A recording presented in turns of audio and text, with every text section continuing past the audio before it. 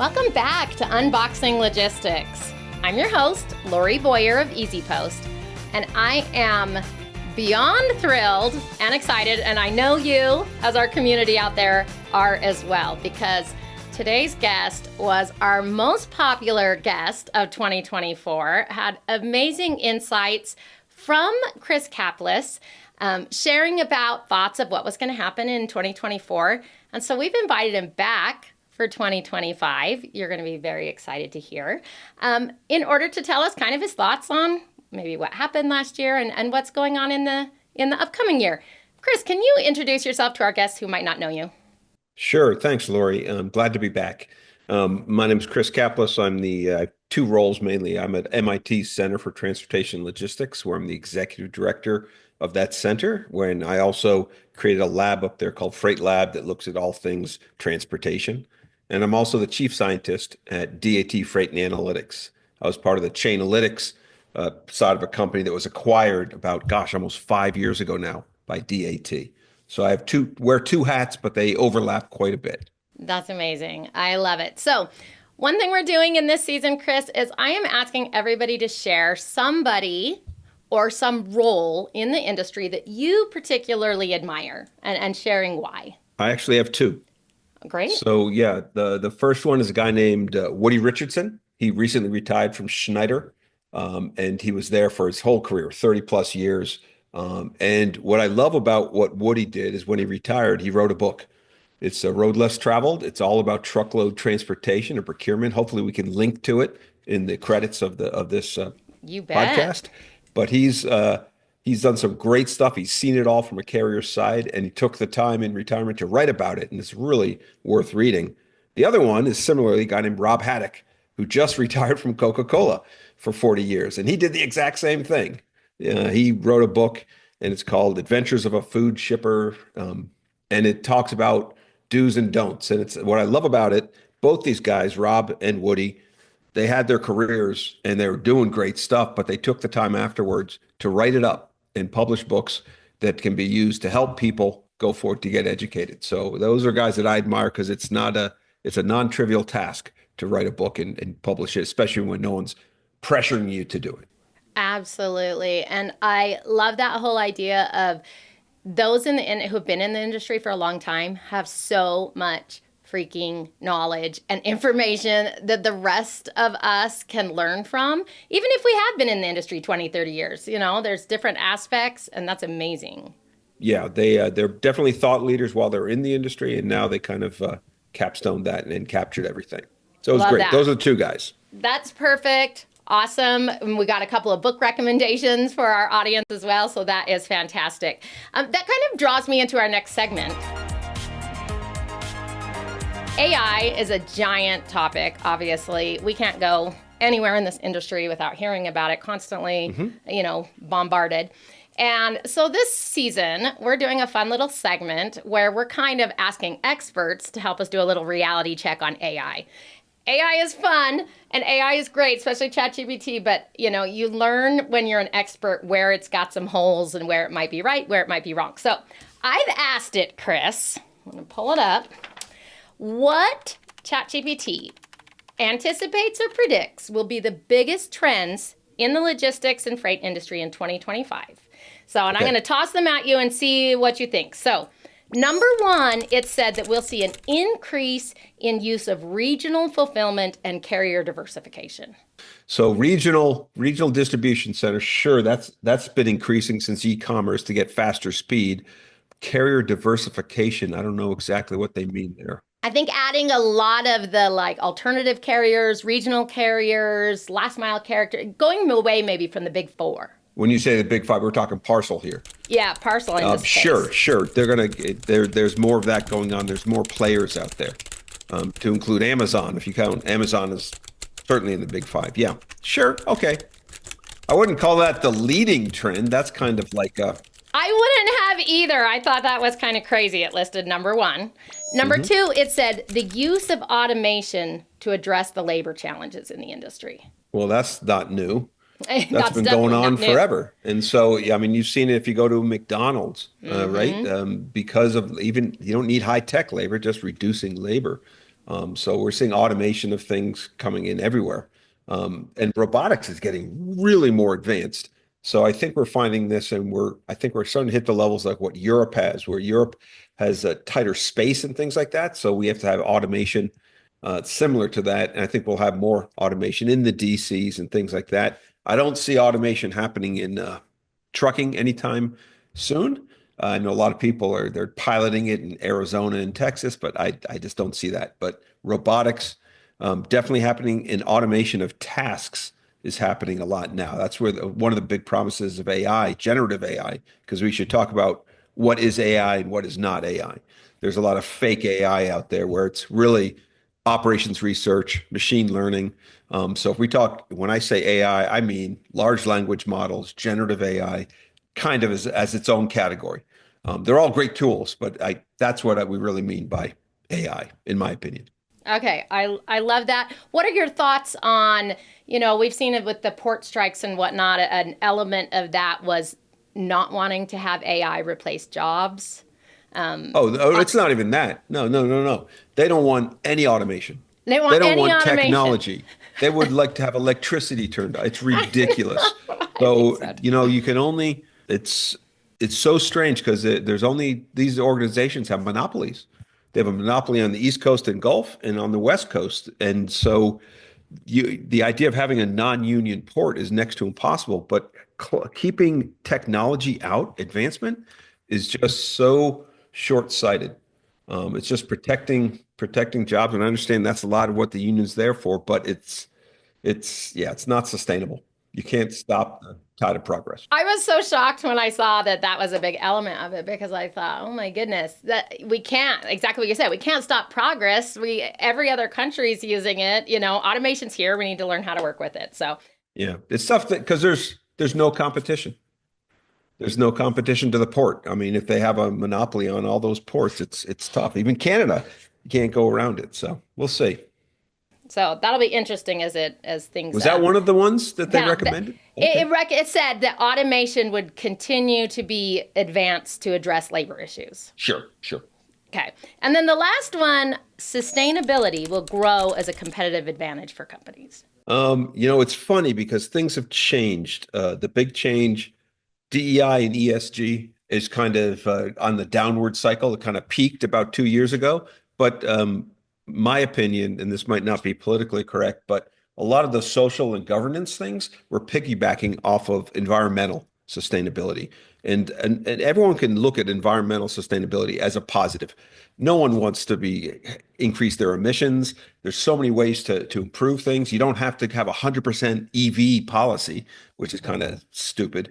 You should look for other solutions. But I think sustainability is becoming more important because a lot of these zero emission or minimized emission standards that CEOs promised are going to start coming due. So I think Yes. it is, and the challenge is the scope 3 emissions. And this is where, they're not the emissions that you control, it's your vendor, somewhere in your supply chain. So for shippers, these are your carriers, your for hire carriers. They have to be able to give that to you. And if you use brokers, it's two levels. So I think there is a huge opportunity to capture and measure this better. And whether will it be a competitive advantage for carriers? Maybe. But the happy coincidence in trucking certainly is the less fuel you use, the more efficient you are. You create less emissions. So the larger carriers that have newer equipment are doing a fraction of the emissions of the older equipment. And so there's a interesting challenge in that a lot of the push is on, reducing the amount of emissions, like what California is doing, but they're waiving the smaller carriers, which is where 90% of the problem is, because they tend to have older equipment. So it's one of these policies that's a political solution, and it's really not hitting the heart of the matter.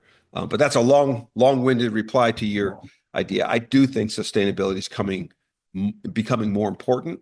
Will it become a competitive advantage for carriers?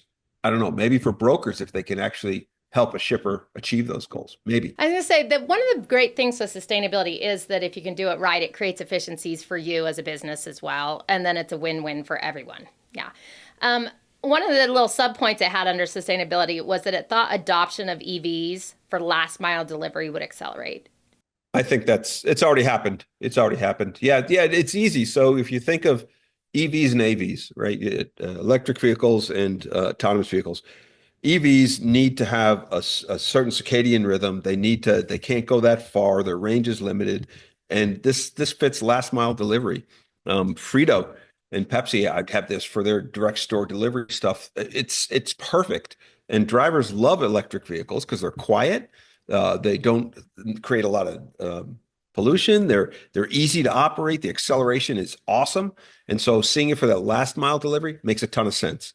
You won't see it as much in the line haul point to point because that's it's irregular. It's not going on the same route. There's some trying to do it, but it'll take a longer time. You need a whole system to support that.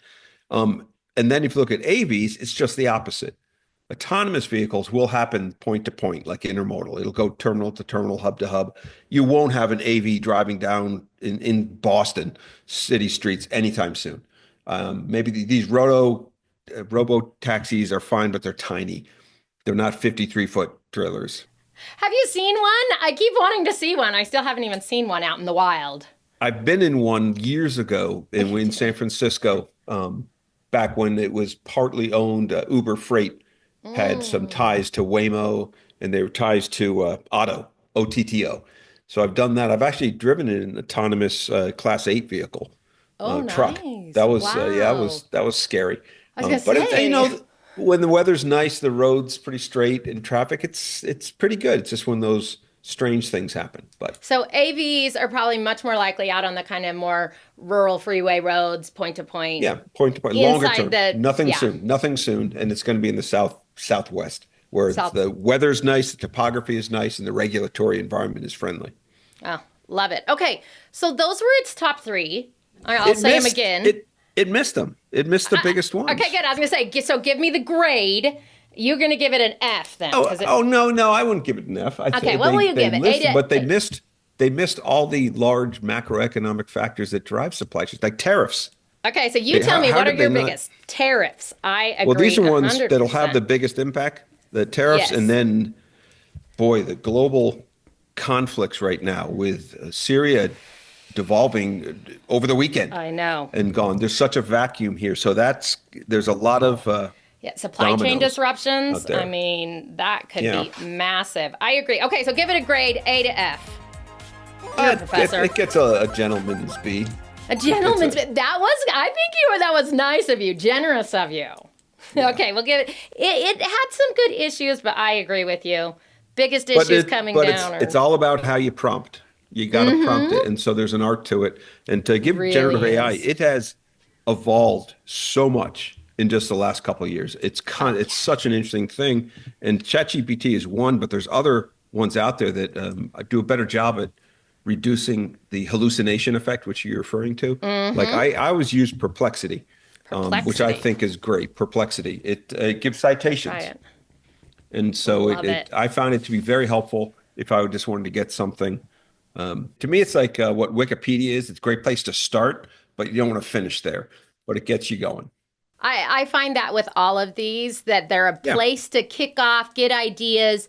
And I absolutely. love how you said it's about the way you prompt and it's Yeah, about the way you refine things. So I always, for community out there, as you're listening and watching, if you're not familiar with things, start trying and playing with it, because the more you do things, the more you get used to it and you can start to see, how you need to refine. yeah, So, Gemini will replace Google, right? I mean, mm-hmm. the idea of doing a search, you get a bunch of links, and they're already Yeah. putting it in there. They give the AI, they're answering the question instead of telling Yes. you where to look to answer it. It's just the Yep. natural progression. Perfect. Okay. So, what do you feel like, I guess, as we're going into this 2025? Let's start. You mentioned tariffs, you mentioned global conflicts. What are you anticipating how that could impact the industry? I'll start even more domestic. We are ending a 4-year cycle in the truckload market, Okay. which the truckload market since late 1990s, early 2000s has been on a series of cycles. A tight market where capacity is tight and prices go up, right? Uh, Demand exceeds supply, and then it crashes back down and the opposite happens. And it usually is about a 36 to 42 month cycle. and this last one was 48, triggered by the pandemic. But since 2022, its rates were in a free fall and have been underwater, and they're just starting to come back up. So the thing that I'm seeing in 25, the big thing is that the next cycle is starting. So we're entering an inflationary market. Okay. The cycles, a lot of times people new to the industry think the way that it is right now is the way it's going to stay, and it never does. And so the truckload market's so big, highly competitive, so many players that it's constantly cycling in and out as capacity enters and exits and as it matches demand. So the cycles will continue. And so we're entering this inflationary cycle. And so shippers need to change their strategy accordingly. You can't have the same strategy in an inflationary market as you have in a deflationary market. And so it's a time for them to reassess. That, to me, is the biggest focus for shippers, people who run transportation for the shippers. Get ready for an inflationary market where it's no longer a buyer's market. It still is for a while, but now is the time to fix your roof before it starts raining. And so you want to get that done and have it in place by the, say, Q2, Q3, when the market tightens up again. And I don't think it's going to be like the pandemic cycle that just skyrockets up. It's kind of like a slow boil, but it is going to start tightening up. Okay, so would you recommend while rates are good right now that people try to lock in longer term rates? I guess what do you recommend that they do to try to take advantage now while things are still a little soft? So you can do a couple things. One is, a pre-award where you say, okay, Carrie, you're on these lanes, these important lanes, not just the run-of-the-mill lanes, but the important ones. Say, instead of putting these out to bid, and you might have the potential to lose them, why don't we just say increase rates by, I don't know, 1%, 2%, do something. We won't even put them out to bid. So it's a pre-award. So what you do is you take things out when you're trying to take some of the risk off the table, right? So that's one thing to do. Another is when you run a transportation bid, you never take the low cost solution. No one takes a low cost solution because you'll end up with one carrier on all these, carriers getting one lane or something. So you're always giving back. You're finding a business optimal. And so when the market's tightening, you might want to give back a little more. So what you're doing is not squeezing it down as much, give a little more back so your carriers are aligned and in place. The third is actually contracts. You might not want to go as long. So the question is, what's gonna happen with these contracts, and see how long they're going to go for. But start putting in place like the mechanism to deal with dynamic rates for spot rates. Everything can't be a contract, so you can kind of tie with that as well. Okay, those are all fantastic. So, outside, so the number one thing you see happening, The market's stirring. inflationary, exactly. So, shippers, that's you and my audience. Be aware, we've been taking advantage of all those really great rates and lots of capacity. But to be fair, the 20 to 22 were just a nightmare for shippers where the rates went up so much. So it always comes back. The market always reverts. And so we're down. If you draw a straight line from like 2015, we're at about a 3 to 3.5% compounded annual growth rate. But just the market swings go up and down around that. But the general direction is in base inflation of about 3.5%. Okay, perfect. All right, so what would be the next thing then that you would say for 2025? So tariffs will probably have a big impact. We'll see how that plays out because you don't know what Trump says and what Trump will do, what will actually get through the Senate. We'll see how that goes. But if tariffs really do increase dramatically, I don't think it'll change demand that much, maybe slightly. It might change the how things enter the country. So that might shift some of the drayage, but I don't know how dramatically it'll shift the overall shipping patterns. We'll see. But then coupled with, I forget what the number, the tariffs were going to be for China, but that could shift more to Mexico, but they're having their own issues. So we haven't seen as much. I think there's been more reporting on it than actually happening for that, but we'll see. We'll see how that goes. Do you feel it's more likely that the Chinese tariffs pass versus I know there's like Canada, Mexico stuff. Okay. Absolutely. Yeah, it'll happen. It's one of the few things that both parties agree on.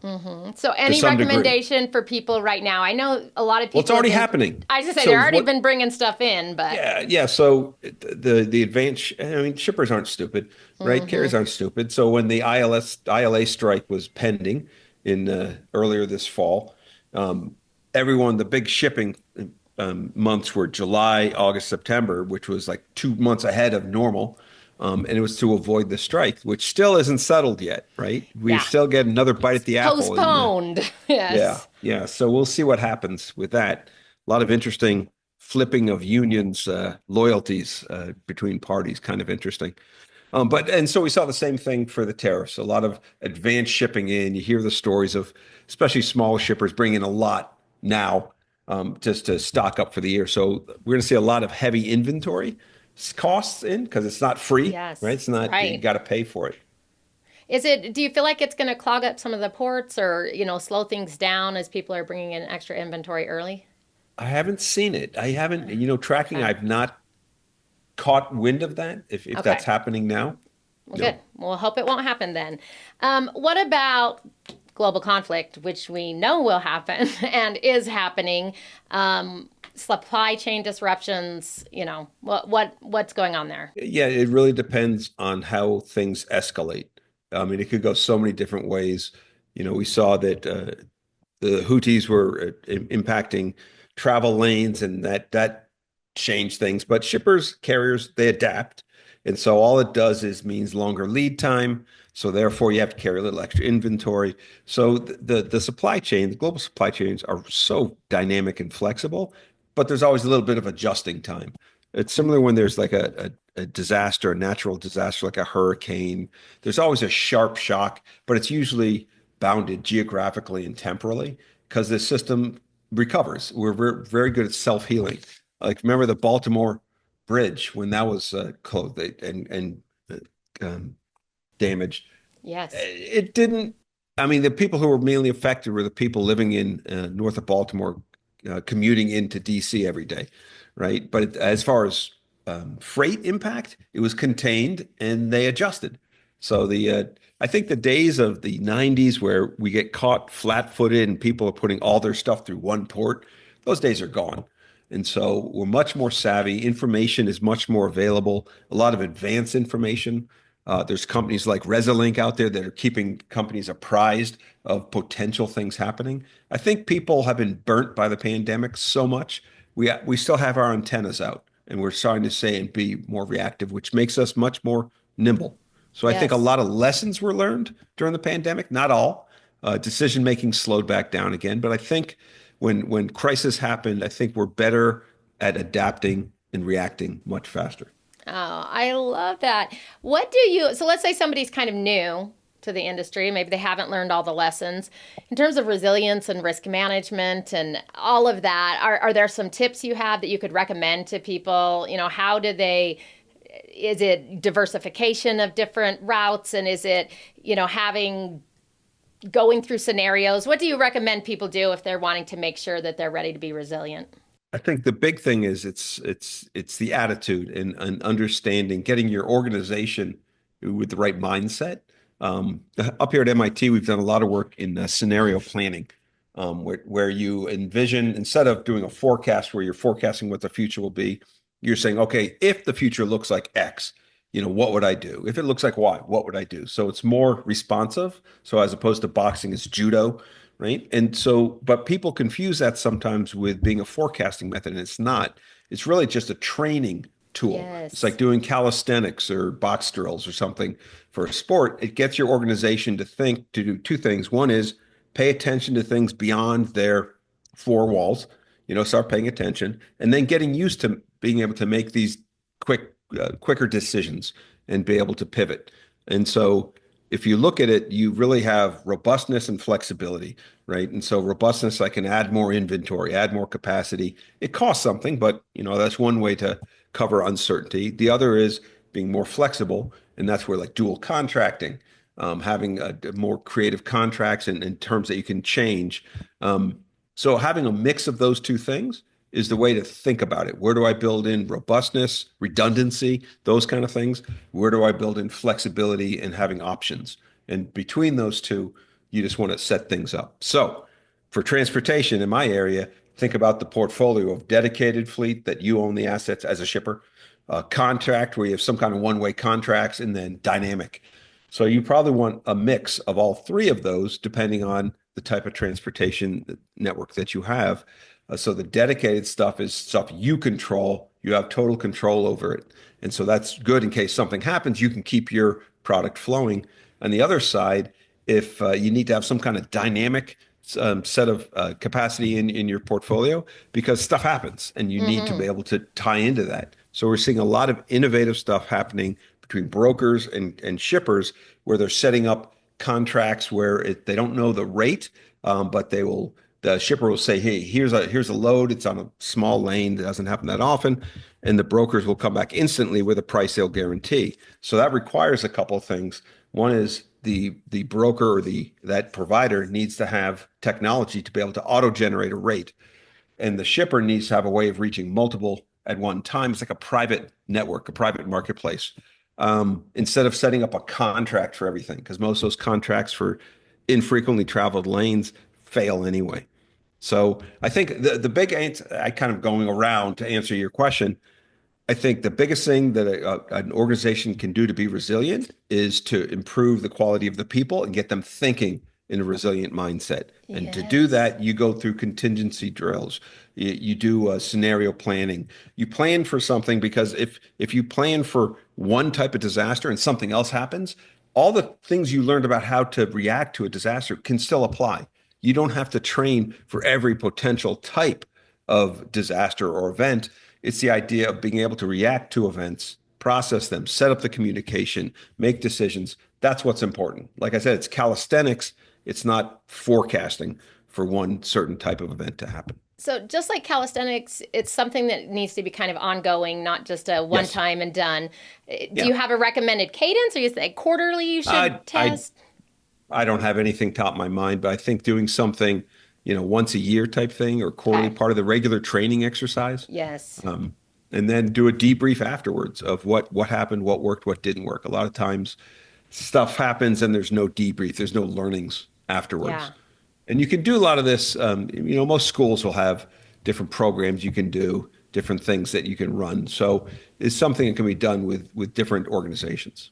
Oh, that's awesome. So, okay, so we talked about the market turning, we talked about tariffs, we talked about supply chain disruptions and resilience when it comes to, global conflict and whatnot. Any other trends that you kind of see 2025? Kind of earlier with looking at the ChatGPT stuff, touched on, on automation and sustainability. Well, it's funny that they didn't look at AI itself. The Yes. the incorporation of AI into different processes, it's starting to come. Chatbots and those kind of things. How well do you think companies are doing it actually implementing it? Or on the flip side, where do you think it's actually usable right now? I know of many pilots. Some Hmm. fail, some successful. The ones that seem to be the most successful are the ones that are identifying a problem and saying, "Hey, Gen AI might work here," rather than "I've got a Gen AI hammer. Let me find something." And so I think that the things where, as I best understand, and I'm no expert at AI, um, is where there's a lot of um, unstructured data and Okay. you need to make sense of it. For example, in DAT, we use something internal called Glean, and it's meant for just for the inside of an organization. And because if I don't know if you use Slack or all these things, the problem is you remember you had a conversation with someone about this 2 months ago, you don't remember. And so what Glean will do, you can query it and say, hey, who did I talk to about blah and what to it? And it'll pull everything down. You can ask it to summarize a whole Slack channel so you can brief yourself. That is very useful. And that's Yes. something, we all have email stuff buried there, buried in texts, and it's able to pull all that together. To me, anytime you want to organize, synthesize unstructured data, it makes a ton of sense. Yes. I've had that makes sense. Where it doesn't make sense to me as much is, and you're seeing a lot of this for TMSs, where they have ChatGPT or something is tied into it, where you're asking the TMS for recommendations. And the thing is, with a TMS, the data is so structured. It's incredibly structured. So you Mm. know the questions you're going to ask. What lane should I be looking at? which carriers are having a problem with, what regions are at. You know the questions. It's not that hard. Now, as we tie into other unstructured data, maybe there'll be some insights. One thing that we're at DAT is to helping a shipper or broker decide and find carriers that might be suitable for them, and that they might fit, that they have high security, they all these different Like things. And a lot of niche this and specific. Yeah. yeah, but to also make sure, because fraud is a big issue Oh, right now in fraud. carriers. So being able to identify that and try and find trusted carriers, that makes a lot of sense for Gen AI because there's a Yes. lot of unstructured data out there. So I think that's the hallmark. Ah. Answer a question that's really people are trying to solve. And if there's unstructured data there that you can leverage, maybe that makes sense. That's interesting, Chris. I love that because I've talked to a lot of people about AI, but that's the first time I've heard that specifically. Unstructured data really brings in a light bulb to me. And there's other things people do. We have projects up here at MIT where they're using it in procurement to kind of make sense to a lot of like indirect procurement and try to, because there's a lot of garbage out there, and so to me, that's where the sweet spot is right now. Now that might change, but and where you're trying to span across multiple databases, sets, things like that.